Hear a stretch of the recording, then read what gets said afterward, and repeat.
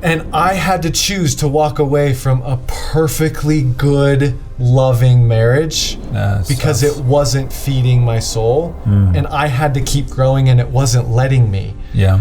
And like to say that to people or even to myself, I sound like the worst person in the world.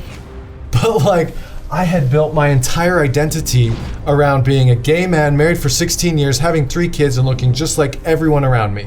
I dare you to say I'm not equal to you. Now I'm like, I've become everything that I feared I would be or was told I would be. So like that devastation, that's what's happening right now. But I kind of looked at it like my astrologer told me, you know, I had this pit drop and she saw me kind of like really get scared and she just held my hand. She's like, sweetheart, you will be the strongest person that anyone has ever met after you come out of this. Yeah. And I just remember like being completely oblivious to what she meant. Wow.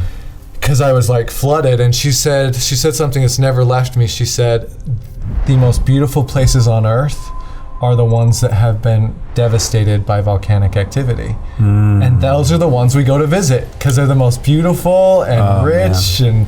And it wiped me clean of my identity, my network, my family. It took everything. Each of these volcanoes took everything. Like it's gone. Feeling it's just such darkness, right?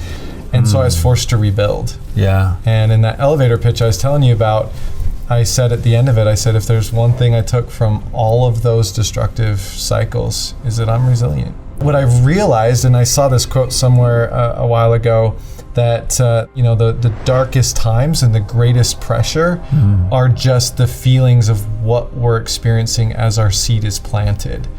So all that weight and all that darkness is really just the soil that's nourishing us. And we don't know it, so we fight it, and we're like freaking out and saying, it's gonna be like this forever, and what's the point, and oh my God, like get me out of here, when really like we just need to sit and let it do its thing. Once I realized that concept, it was the third round, right? Each round taught me something else, shed a different layer, and allowed me to become more of myself. And that's what I think I learned the most, is those beautiful places were beautiful because each time it got regrown, I got to see more of who I was.